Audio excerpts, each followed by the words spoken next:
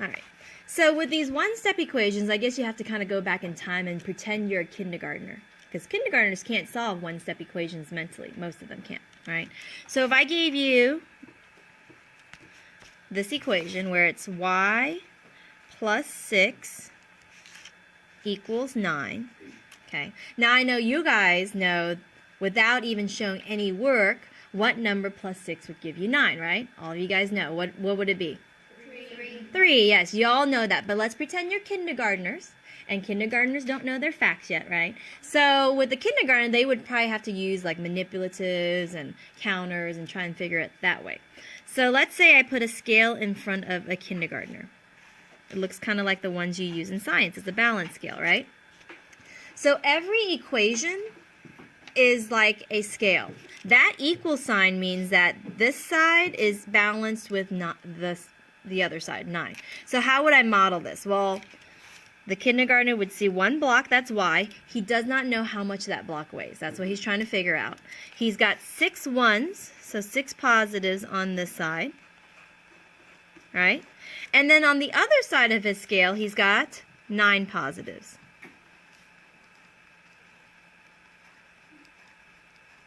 Okay? And it's balanced. The scale is balanced right now. All right. Now, if you ask the kindergartner, okay, how do you figure out how much y is? How much does y weigh? What the kindergartner would do is they would start removing things from the scale, right? To try and figure out what y, they'll have y on one side, and they'll try and figure out, okay, how many do I need on this side to balance out with y, correct? So if you were the kindergartner, what you would do first is you would take away these 6 positives first. Take them away. Now here's the thing though. When you take this off the scale, what's going to happen to the scale? It becomes unbalanced. Good job, Daniel. It becomes unbalanced, right? So what happens is if the kindergartner takes the 6 positives away, okay, to keep it balanced, you would have to do the same thing on the other side. Okay? Please don't make me call you out on the video. All right, so you would take 6 away as well. Okay? To keep it balanced. And then, what does the scale look like? After the kindergartner takes away 6 from this side and 6 from that side, the scale is still balanced, right? Because you remove the same amount from each side. But now you have your y on this side. And then how many chips do you have on this side? You have 3 positive chips, right? 3 positive counters. So then the kindergartner would know that y must equal the same as 3. Okay, so this is how we model the equation. Every equation can be modeled using a scale because equations have that equal sign, and that equal sign means that these numbers are balanced with the number on the other side of it. Okay. Now on your homework tonight, you do not have to draw these pictures, but you do have to show the balancing using numbers. How would we do that? So you would say, okay, y plus 6 equals 9. Okay, now, starting from today, when you are solving equations, and guys, you're going to be solving equations in 7th grade and 8th grade all the way up to college when you take math. It's all about solving equations from here on out, okay? And you're going to see a lot more variables, okay? We're starting with 1 step today, which is pretty easy, but later on you'll be doing like 10 steps or 6 steps or 7 steps. So this is where the balancing is really important. All right. So although, yes, you might say, Ms. Young, why do we need to show our work for this? It's obviously 3. I realize this is very easy for you guys, but we got to start somewhere. So I'm going to start you off with simple equations to balance, and then we'll move on to 2 steps and maybe later on 3 steps. Okay? So how do we balance this? Now, whenever you're solving an equation, you got to get your goal is to get the variable on one side by itself, just like what the kindergartner did right here. You have to get the variable on one side of the scale and then see what it is equal to on the other side of the equation. So how do we get the y by itself? We have to get rid of the positive 6 by doing the opposite. It's always the opposite operation. We do minus 6, right? And minus 6 is the same thing as adding in 6 negatives. When you add in 6 negatives to 6 positives, what happens? They cancel. So then minus 6, but we have to do it to the other side as well to keep the equation balanced. This is all the work you should show, guys, the balancing. Then this cancels, and you've got y on this side by itself, and then On this side, you've got 3. So y equals 3. So this is what you would need to do on your homework to show the balancing for these one-step equations. Okay? Let's do another one. Let's do a subtraction problem. Okay. So this time, let's say that it is y minus 5 gives us 7. Okay. Now, how would we model this? So again, you start with your scale.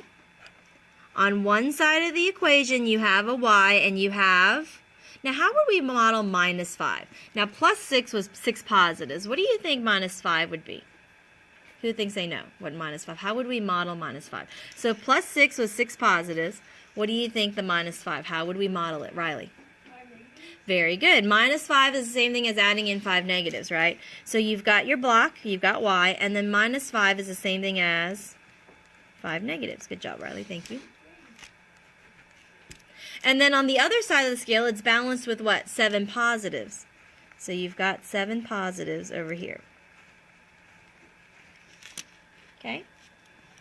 Now, again, how would you figure out how much y is, right? You'd have to keep the scale balanced and try to get y by itself on one side and then see what it's balanced with on the other side of this scale. Correct? Now, to get y by itself, we want to get rid of these 5 negatives. How do we get rid of 5 negatives? Sydney? Yes, remember we learned that if you want to get rid of positives, you add negatives. And if you want to get rid of negatives, you add in positives because they cancel each other out. So if we want to get rid of these 5 negatives, we put in what? 5 positives, right? So to get rid of these, we add in 5 positives. Now, if we do that to one side, what do we have to do to the other side? Same thing. Add in 5 positives. Just to keep the scale balanced. Because you can't add to one side and not to the other because then your scale's going to tip, right? So now what's going to happen? When we add 5 positives, it basically cancels out with the negatives. I like to think of it as bubbles. They pop, right? So then on this side, now our scale looks like this. We have y by itself on this side because the 5 positives canceled out with the 5 negatives. And then on this side, we don't only have 7 positives now, we have what? We added 5 more positives, right? So here are our 7, but we ended up adding 5 more positives. But it's still balanced, right? Because we did the same thing to each side. We kept it balanced. And so now you can see, what does y equal? Y is equal to 12 positives. Okay. Now, without pictures, how would you solve it? So if this was a problem on your homework, how would you solve it? Well, you would say y minus 5 equals 7. I want to get y by itself, correct? So I need to get rid of this minus 5. Do the opposite. Instead of subtract 5, we add in 5, right? That cancels it out. And then same thing right here. We got to do the same thing on both sides of the equation. This is all about balancing your equation. So then this cancels and we got y by itself on this side. And then on this side we have 12. So y equals 12. Okay. On your homework tonight you might have some negative numbers as well, but you know how to add, subtract, multiply, and divide negative numbers. You still have to balance your equation, but it would be the same thing. Okay? Now let's talk about multiplying and dividing, because sometimes you have equations where you have to multiply or divide. Turn to the next clean page. So let's say we have 3 times y equals, let's say, negative 9. Now again, I know that you can solve this mentally, right? You can look at that and know 3 times what equals negative 9. What times 3 equals negative 9, guys? Negative 3, not 3, negative 3, right? Now, I know you guys can do that mentally, but again, you need to learn how to balance your equation so that when you start learning harder, more than one step, like 2-step, 3-step, 4-step equations, you know how to balance your equation to solve for the variable, okay? Now, 3 times y, to model this, okay, 3 times y means you have 3 sets of y. So on this side of the equation, you have y, y, and y. You have 3 sets of y. On this side of the equation, you have 9 negatives. 1, 2, 3, 4, 5, 6, 7, 8, 9. That's what you have on that side of the equation. Okay, now if you were a kindergartner and you want to know how much 1y was, you would start what? Grouping them and taking them away, right? Now I know most of you guys already know, we only want to figure out what 1y is. We don't want all three. So you'd probably say, okay, I'm going to group these, and then I'm going to divide these into 3 groups also, right? So that you can see that this y goes with this group, this y goes with this group, and this y goes with this group. So 1y equals what? On your scale, you can see that 1y equals 3 negatives, right? Now, how would you do that just by doing the equation without the model? So, without the model, you would say, okay, 3y equals -9. I want to get rid of the times 3. How do we get rid of times 3? You do the opposite. What's the opposite of multiplication, guys? Division. And you saw that in the picture. We had to divide them into equal groups. So, you would divide by 3.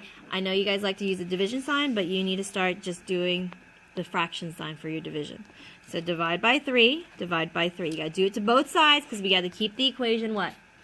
Balanced, right? So then you divide by 3. Now it cancels because what's 3 divided by 3?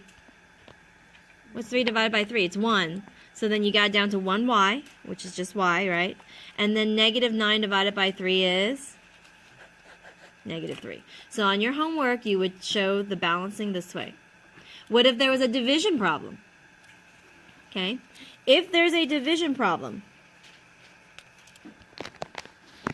let's say we want to know what y divided by, let's say y divided by -2 equals 6. Now again, I know that you could solve this mentally, but you have to show the balancing of equations, right? How do we get y by itself? We got to get rid of the divided by -2. How do we get rid of divide by -2? You do the opposite. We multiply by -2, okay? Now, it's written this way with the division sign, but you can also write it this way with the fraction sign. And I'm going to write it this way so I can show you why the times -2 works, okay? If we multiply 5 over -2 times -2, it would look like this, correct? And then you do the same thing on this side, times -2. Now, I write it this way because y divided by -2 looks like a fraction. And we can write it like a fraction. So then to get rid of the -2, I multiply by -2. Why does it cancel out? Because look, remember how we've learned how to simplify fractions? And so this -2 cancels out with this one, right? And it'd just be 1 and 1. So then what are you left with? Y on this side. And then what's on this side? -6 times -2 is, oops, sorry, +12. See that? So we balance this equation by doing the opposite, times -2 times -2, and it cancels. You can see it cancels if we do times -2, and so then y equals +12. All right? Now let's do one where the variables are switched. This one gets a little bit more complicated, but not much more. Let's say you have 10 divided by y equals 5. Let's do something easy. 10 divided by y equals 5. Now, I know you can all do that mentally. Y equals what? 2, right? I know you guys know this. But how do we show the balancing? How do we show how to balance this? Now, you might say, oh, can we do times 10? But, guys, this is not divided by 10. It's divided by y, so you can't do times 10. So this one's going to take 2 steps. All right? What you're going to have to do is to get rid of the divided by y, you have to do times y on this side and times y on that side. Because if you divide by y and then you multiply by y, it cancels, right? So then this cancels on this side, and so on this side of the equation, you have 10. What do you have on this side? 5 times y, which I'm just going to write 5y. It looks weird using the x symbol, right? Because it looks like x times y. All right, so do you see what I just did here? To get rid of the division, I did times y, then I got 10 by itself on this side, and then 5y is on this side. The y basically moved over. Then how'd I get y by itself? Divide by 5,